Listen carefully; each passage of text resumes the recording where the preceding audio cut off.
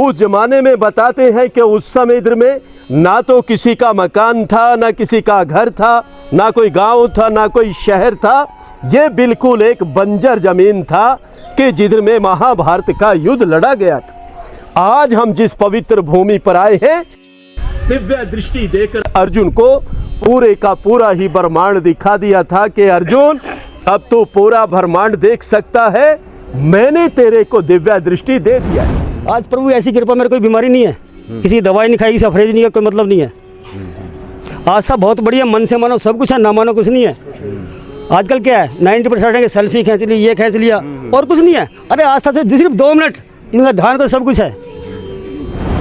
जय सिया राम। हमारे संतों का कथन है कि जब तक व्यक्ति भगवत जन का आश्रय नहीं लेता, पवित्र स्थलों का दर्शन नहीं करता, तब तक जो भक्ति का वास्तविक रहस्य है, वास्तविक स्वरूप है, वो प्रकट नहीं होता। हम शास्त्रों का अध्ययन तो कर लेते हैं, लेकिन उसका जो गूढ़ार्थ है, जो रहस्य है, उससे हम अपरिचित रह जाते हैं। इसलिए संत समागम, संतों की शरण, पवित्र स्थलों का दर्शन बहुत आवश्यक है। कुरुक्षेत्र को धर्म क्षेत्र कहा गया है। वहाँ पे ज्योतिसर में एक वट वृक्ष है। ये उस समय का गवाह है, साक्षी है, जब अर्जुन ने यह कहते हुए अपना गांडीव धनुष फेंक दिया था कि अब मैं अपने बंधु बांधवों के खिलाफ, उनके विरुद्ध लड़ नहीं सकता, धनुष नहीं उठा सकता, तो भगवान कृष्ण ने गीता का उपदेश दिया था। ये वट वृक्ष आज भी मौजूद है, उसका गवाह है। ज्योतिसर पहुंचने के बाद ये संतों का कथन है कि गीता का जो वास्तविक रहस्य है, ये उद्घाटित होता है, बातें समझ में आती हैं। गीता पे तो काफ़ी टीकाएँ लिखी गई, काफ़ी लोगों ने अपने अपने विचार व्यक्त किए हैं, लेकिन इसका जो मूल स्वरूप है, उसका अर्थ है, ये तभी प्रकट होता है भक्तों के जीवन में जब कोई व्यक्ति वहाँ पे जा कर के एक बार आँख मूंद कर इस वट वृक्ष के नीचे कुछ देर अगर ध्यानस्थ हो जाए, अगर ध्यान की मुद्रा में आ जाए। ये जो ज्योतिसर है, इसकी खोज आदि शंकराचार्य ने की 9वीं शताब्दी में। आदि शंकराचार्य जी जब हिमालय में तपस्या कर रहे थे, तो उन्हें भान हुआ कि वो स्थल है जहाँ पे भगवान कृष्ण ने दोनों सेनाओं के मध्य अपने रथ को खड़ा किया था, इसी वट वृक्ष के नीचे, और उन्होंने गीता का उपदेश दिया था। तो यहाँ का दर्शन कीजिए, यहाँ के संत महात्मा से जो बातचीत हुई है उसका श्रवण कीजिए, बड़ा अद्भुत आनंद आएगा। और यहाँ के प्रसंग सुनने के बाद निश्चित तौर पे हमारे जो ज्ञान चक्षु हैं खुलेंगे और हम अपने धर्मशास्त्रों को सही रूप में समझ पाएंगे। जय सिया राम। इस वक्त हम कुरुक्षेत्र में उपस्थित हैं और कुरुक्षेत्र का ये ज्योतिसर है। यहीं पे भगवान कृष्ण ने गीता का उपदेश दिया था अर्जुन को, और यहाँ की महिमा बताने के लिए पूज्य महाराज जी हमारे सामने उपस्थित हैं। स्वागत है आपका। बोलिए श्री कृष्ण भगवान की जय। देखिए, इस जगह का नाम है ज्योतिसर। अच्छा। ज्योति का मतलब ही ज्ञान है, सर का मतलब सर ज्ञान का सरोवर।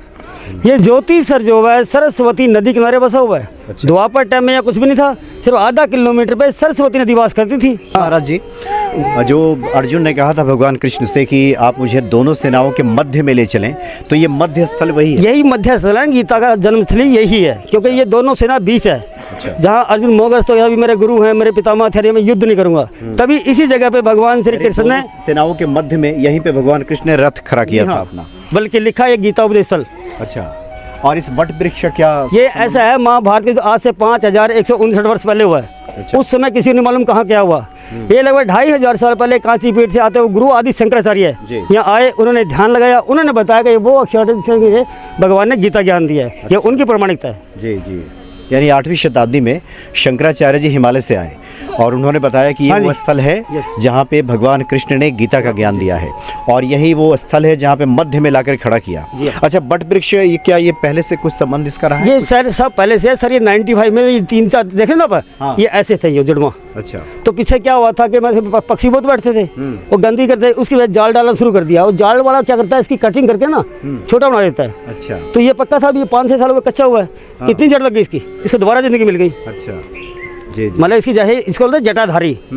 अब ये है मतलब पेड़ जो भगवत गीता का साक्षी है, और कहते हैं इसके नीचे बैठ के कोई अभी अब 5 मिनट 2 मिनट इनका ध्यान करेंगे ना, सब मनोकामना पूर्ण होंगी, क्योंकि ये भगवान गीता की कृष्ण जन्मस्थली का ध्यान है। जी हाँ। अच्छा। ये गीता की जन्मस्थली है। बोला श्री भगवान की भाई साहब, प्रश्न तो मेरे से पूछ लो आप। 95 में मुझे कैंसर हुआ था, मैं भी दिल्ली रहने वाला हूँ। अच्छा। और 97 में ऑल इंडिया मेडल जो मिल चुका था, कोई चांस नहीं है। आज प्रभु ऐसी कृपा, मेरे कोई बीमारी नहीं है, किसी दवाई नहीं खाई, किसी अफरेज नहीं है, कोई मतलब नहीं है। आस्था बहुत बढ़िया, मन से मानो सब कुछ है, ना मानो कुछ नहीं है। आजकल क्या है 90% है कि सेल्फी खींच ली, ये खींच लिया और कुछ नहीं है। अरे आस्था से सिर्फ 2 मिनट इनका ध्यान कर सब कुछ है। यानी इस वट वृक्ष के नीचे बैठ करके 2 मिनट कोई ध्यान कर ले बिल्कुल, तो उसकी मनोकामना पूरी हो जाएगी। अवश्य होगी। जी जी। अच्छा महाराज जी, हम चाहते हैं कि आपके साथ जरा रथ का दर्शन कर लें और वहाँ बता दें। मरिए ओम नमो भगवते वासुदेवाय। इस पेड़ी करिए, मत्था टेक कर पेड़ की परिक्रमा करो, पेड़ साक्षी है। तो ये वही स्थल है जो दोनों सेनाओं के मध्य में भगवान कृष्ण, हम चाहते हैं कि एक बार दिखाएं कि जहाँ पे रथ को खड़ा किया गया था। और यहीं पे, और अच्छा महाराज जी, एक और बात आती है कि युद्ध के पूर्व संध्या पे ये उपदेश किया गया था, क्या ऐसा है? शुरू में स्टार्टिंग में सुबह जिस टाइम दोनों सेनाओं के मध्य में भगवान से रथ खड़ा किया था। अच्छा। अर्जुन ने देखा कि मेरे गुरु है, मेरे पितामह, मेरा अपना परिवार है, हथियार दिए, मैं युद्ध नहीं करूंगा। तब भगवान ने गीता ज्ञान दिया। तो ये बताया जाता है कि जिस दिन गीता का ज्ञान हुआ तो ऐसी आभा रही, प्रकाश रहा भगवान कृष्ण का, कि पूरे दिन ये गीता का उपदेश चला और उस दिन युद्ध नहीं हुआ, फिर अगले दिन से युद्ध नहीं सर, उसी दिन हुआ है, क्योंकि उस समय की स्थिति रुक गई थी। अच्छा। किसी को नहीं मालूम क्या कहाँ क्या हो रहा है। ये सिर्फ अर्जुन या भगवान श्री कृष्ण या संजय हस्ते पर बैठा हुआ, क्योंकि उनको व्यास जी ने दिव्य दृष्टि दी थी, वो देख के सब उतारे थे। ठीक है, उस समय किसी को नहीं मालूम कितनी देर ये हुआ है, कितना, ये कुछ नहीं कह सकते। लोग कहेंगे काल की गति रुक गई। हाँ, आज मान लो गीता है, यहाँ गीता मतलब चलता हमारा गीता पाठ, जो और मर के 2.5-3 घंटे, जो कि हर श्लोक अवधि दी जाती है, 18 दिन लगातार चलता गीता जयंती पे। जी जी। तो ये तो पता क्या है, समय की स्थिति रुक गई थी, किसी को नहीं मालूम कहाँ क्या हो रहा है। सिर्फ ये है कि वो स्थान है जहाँ भगवान ने गीता ज्ञान दिया है। तो प्रभु जी, आज हम जिस पवित्र भूमि पे आए हैं, इस पवित्र भूमि का नाम है ज्योतिसर। ज्योति मैंने प्रकाश, यानी कि भगवान कृष्ण जी ने यहाँ पर ज्ञान का ज्योति जलाया गया था, और इस सरोवर को हम बोलते हैं ज्ञान का सरोवर, और इसका मिलके बना फिर ज्योतिसर। अभी आपने दर्शन किए होंगे, वहाँ पर लिखा हुआ था आदि गुरु शंकराचार्य मंदिर। ये आदि गुरु शंकराचार्य जी बताते हैं कि 2400 वर्ष पहले जब उन्होंने पूरे भारत को घूमा, वो घूमते हुए यहाँ पर भी आए और उन्होंने बैठकर यहाँ पर पूरा मेडिटेशन किया, ध्यान किया, महसूस किया इस बात को, और फिर उन्होंने कह दिया कि भगवान जो कृष्ण ने गीता गाई थी वो ठीक इसी जगह पर ही गाई गई थी। आज से 5,500 वर्ष जो कि महाभारत का युद्ध लड़ा गया था, ये पूरा ही 48 कोस का भूमि है, यानी कि 156 किलोमीटर में महाभारत का युद्ध लड़ा गया। बताते जो कि 18 दिन तक चला। 18 अध्याय गीता के हैं, 700 श्लोक है प्रभु जी उसके अंदर। आज जितना भी श्रद्धालु इधर में दूर दराज से आते हैं, चाहे वो मुंबई से आते हैं, दिल्ली से आते हैं, चंडीगढ़ से आते हैं, पंजाब से आता है, हिमाचल से आता है, वो भारत का किसी भी कोने से आता है, और आने के बाद वो एक ही बात पूछता है कि हमें वो लाल मिट्टी तो बताइए कि किधर है, क्योंकि उस समय बहुत ही भयानक युद्ध हुआ था, और युद्ध के कारण ही वो पूरा का पूरा धरती लाल हो गया था। लेकिन आज वो लाल धरती अब हमें खेतों के अंदर तो दिखाई देता है कहीं कहीं पर, लेकिन आम हमें अभी दिखाई देना बंद हो गया है। उस जमाने में बताते हैं कि उस समय इधर में ना तो किसी का मकान था, ना किसी का घर था, ना कोई गांव था, ना कोई शहर था। ये बिल्कुल एक बंजर जमीन था कि जिधर में महाभारत का युद्ध लड़ा गया था। आज हम जिस पवित्र भूमि पर आए हैं, दिव्य दृष्टि देकर अर्जुन को पूरे का पूरा ही ब्रह्मांड दिखा दिया था कि अर्जुन, अब तो पूरा ब्रह्मांड देख सकता है, मैंने तेरे को दिव्य दृष्टि दे दिया। लेकिन 11वें अध्याय में फिर भगवान कृष्ण जी ने अर्जुन को कह दिया कि अर्जुन, जो दिव्य दृष्टि आज मैं तेरे को दे रहा हूँ, ये महान ऋषियों ने मेरे लिए बड़े बड़े तप किए गए हैं, जप किए गए हैं, योग किए गए हैं। ये रूप अर्जुन मैंने उनको नहीं दिखलाया जो आज तेरे को दिखला रहा हूँ। कहते हैं कि फिर इसी जगह पे आके अर्जुन का जो मोह था वो पूरी तरह से भंग हो चुका था। इसी जगह से युद्ध का शुरुआत हुआ और अंत में आके युद्ध यहाँ समाप्त हो गया। जिस पेड़ के नीचे प्रभु जी अभी आप परिक्रमा करके आए थे। भगवान कृष्ण जी ने उसी पेड़ के सामने ही अर्जुन को गीता सुनाया था। गीता सुनाते समय वो पेड़ भी सदा सदा के लिए अमर हो गया था।